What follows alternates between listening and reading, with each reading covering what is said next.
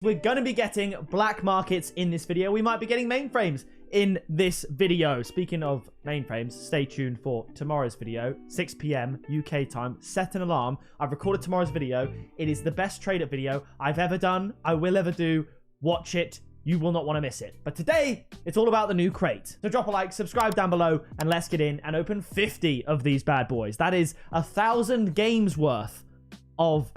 of golden pumpkins, which is a lot of games. Oh, we might have a rare drop here if we just gain another level. There we go. Score 900 more points. There we go. Playing a bit of ones, and we pretty much smashed out all of these challenges. Let's open this rare drop, and then we can see what we get. Get a cheeky little titanium white octane to go with the white striker mainframe we're going to get today. That's going to be a burlap, a rare paint finish. Okay, we're going to move back out there. There's some challenges we've done here too. Ooh, here we go. Say less. The creep jar. We got one more goal before we can get that. Hit the ball, we get the Pumpkin King title. We get the Crow Scare decal. I mean, yeah, it's a rare decal. It is what it is. We get for here, what is it? A limited antenna vampire teeth. All right, well, we'll win. We'll win. We'll do all of this later on. I don't get... Oh, play 20... Okay, yeah, I actually only played 2 matches. I thought, why is it not 3? But yeah, I only played 2 matches since we started. Managed to get a bunch of wins, so that is a dub. Let's go back out now and open these golden pumpkins. Things you love to see. I'm trying to, remain positive and optimistic about everything. So let's get in and open these golden pumpkins. Kicking it off, we're going to get a black market. It's just what I do. We're going to get a mainframe in a crate. Imagine. I don't know if I've ever... I must have done by now. Got mainframe... Yeah, I have. I have got mainframes in a crate. I'm pretty sure, but... Never anything crazy. Never like a white mainframe in a crate or anything like that. That stuff is reserved for trade-ups, and even then it's pretty much impossible. But we'll see what we can get. The Breakout Hayward Lime Striker.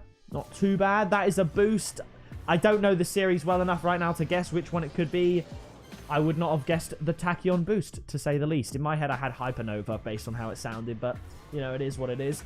A very rare coming up now. It's going to be the Septum Wheels. I've currently got the bloom setting on my game turned on. Makes everything look a little bit brighter. It'll be interesting to see how certain items look when they're at full strength, because a lot of people, barely anyone, plays on the highest settings in this game, and I'm one of them. I play on quite low settings, not so low so it looks like you've got no depth perception. Like, I still feel like you need to have shadows and things like that, but stuff like motion blur, outrageous weather effects, I just don't have, because they make the game slightly more difficult, even if it is more immersive. You know what I mean? So that's the way I see it anyway. Kicking it off with an exotic. It's... Oh, yes! The Black Gurnauts. I can't say they won't be traded up, because, if I only have 5 and they're one that needs to go, I will trade up. But I'd also quite like to keep them. They actually do look very sick. Like, they could be an item that I keep going forward into 2024, knowing that I can't trade any items. We have the Furry Import Paint Finish. We're going to move swiftly on. I remember getting that. I believe that was from the Turbo Crate. When that came out, it was like one of the first sort of paint finishes that I really remember. I'm pretty sure. We got Painted Thread X2s. 10 gone, 40 to go. If we can replicate the luck of the first 10 4 times over in the next 40, I would be happy. Painted Exotics, an import, 2 imports actually, that would be good. Obviously no black market. That is the one thing that we'd be lacking that I would really like. But if we can get some exotics and imports, that'd be great. And with the Black Gurnauts and the 2 imports and the 40 crits remaining and the 2 exotics we got from the 25 crate opening, like I said at the beginning, we can guarantee we're going to get at least our first Golden Pumpkin 23 black market. First of many, hopefully. But then again, I don't know how many of these I'm going to end up doing. I know, because I always do this with crates, I always do 25, 50, 100. That looks quite sick, actually. So I will be doing at least 175 pumpkins, but I don't know. Maybe I will then do another 100 or even a 200 opening, just as something massive, just like the good old days. Because I remember, that's another boost. I used to smash out 200 crate openings all the time like it was nothing. But then ever since really the gift packs came out, I didn't really do that. And then I started doing crate openings for each milestone. So I did 600 crate openings for 600,000, 700 for 700,000, 800 for 800,000, and 900 for 900,000. And I said I would do 1,000 for 1,000,000. But if I get to 1,000,000 one day and I don't have that many crates, I literally won't be able to do it because we can't trade. So I'm not quite sure how I would do that. But other than those big milestone openings, I didn't do big ones for the sake of it. And I think recently, with a lot of the crates coming out, the golden trophies, everyone's forgotten about that. The crates didn't have the mainframe in it, so the desire to do it wasn't that great. Now, the Golden Pumpkin 23 unlike the Golden Gift 22, doesn't have very great exotics, to be honest. So that still means the Golden Gift 22 is better, but the mainframe is one of the black markets. So ultimately, I could work to trade absolutely everything up, exotics and all, to try and get some kind of cool, I don't know, Pumpkin 23 mainframe. I suppose that is an option. But either way, we're almost at the halfway point. We've got a very rare coming up, the Dot Matrix for the Dominus. I'm considering actually giving the Dominus, that's another boost right there, giving the Dominus a proper try in Rocket League, because I made that video with the most expensive car, and in that video, granted, I did not include the grey mainframe. People were saying all sorts of crazy prices, but the reason being is because it was speculative. And on RL Insider, where I sorted the items by price, and the reason why I therefore missed the grey mainframe is because there was no price for the grey mainframe. Ooh, say less. I like that.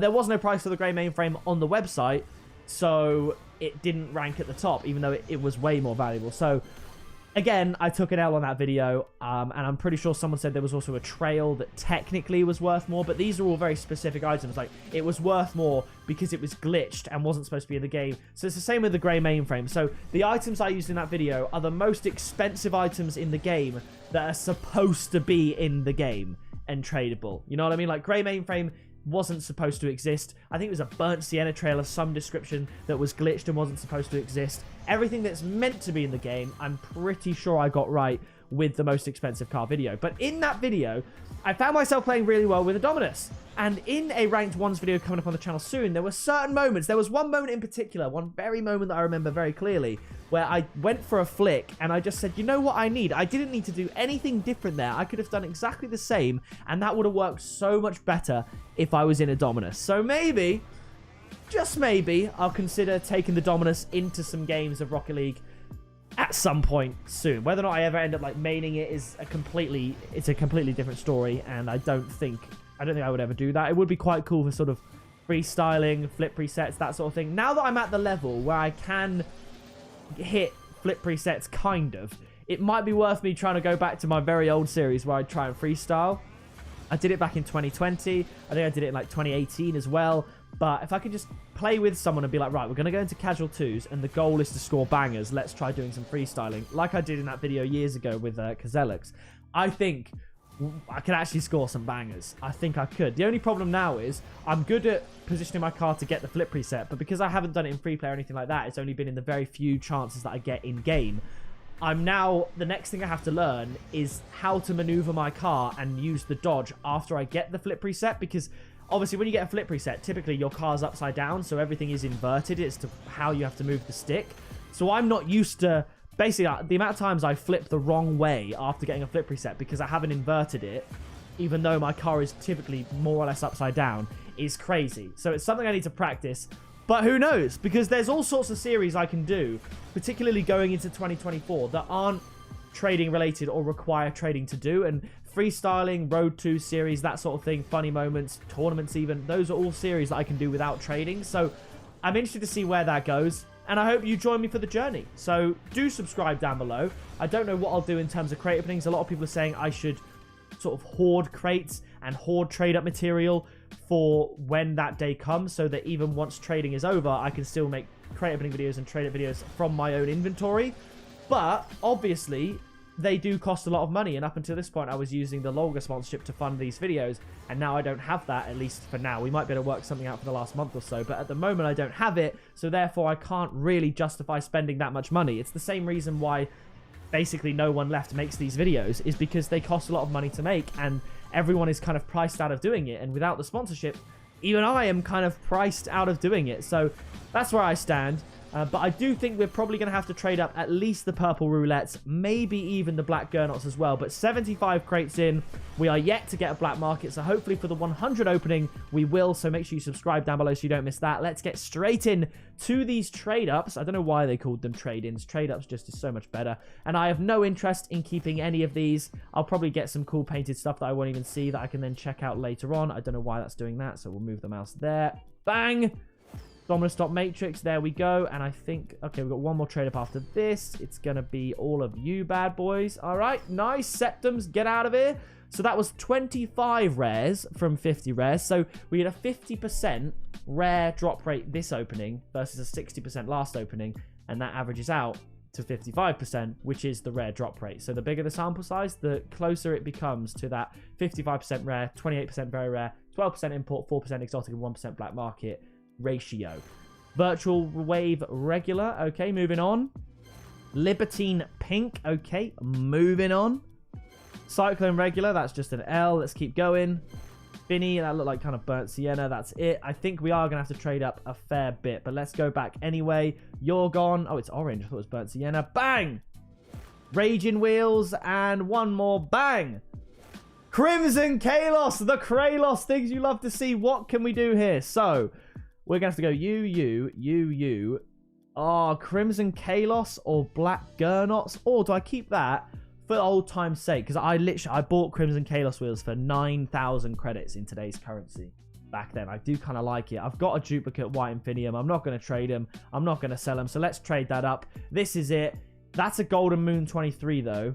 Oh, that's a Golden Gift. I'm going to do the Golden Gift one instead. I'd much rather it be Golden Gift 22. So good thing I checked there. Always check your series. So 80% chance Golden Pumpkin 23, 20% chance Golden Gift 22. So it's not guaranteed, actually, that we get a Golden Pumpkin 23 black market because I want to keep the Crimson Kalos for nostalgia. But here we go. 20XX regular. What was that? Was that... I feel like that might be Golden Gift, you know. Oh, Golden Pumpkin 23. What series could that be from? 20XX. Oh, Turbo. I thought, for some reason, in my head, I thought 20XX was Nitro. I don't think it was. I just think that my first ever... I don't know. I can't remember why I thought 20XX was Nitro. I don't know. But either way, there we go. We've done 75 Golden Pumpkin 23s, and this is what we've got to show for it. A 20XX, a Crimson Kalos, and a Black Gurnot. It's not terrible, but it's not great either. And I suppose we got these two items here. Like, that's mental. 75 crates. We come away with 5 items. 2 very rares, 2 painted exotics, and a black market. It is what it is, but I'm looking forward to the 100 opening next. So that is going to do it for this video. If you did enjoy it, please do drop a like and subscribe down below to join the Pixel Army. As I said, tomorrow, the next video I upload is going to be the biggest and best trade-up session ever. So make sure you don't miss it. I've been Pixel. You've been awesome, and I'll see you in the next video very soon. Flying in a missile, haters throwing shade, never pick me, not an issue. I am a beast, I'm at the top, I run these beats, I hold my spot, so stop before it hits you, it's picker.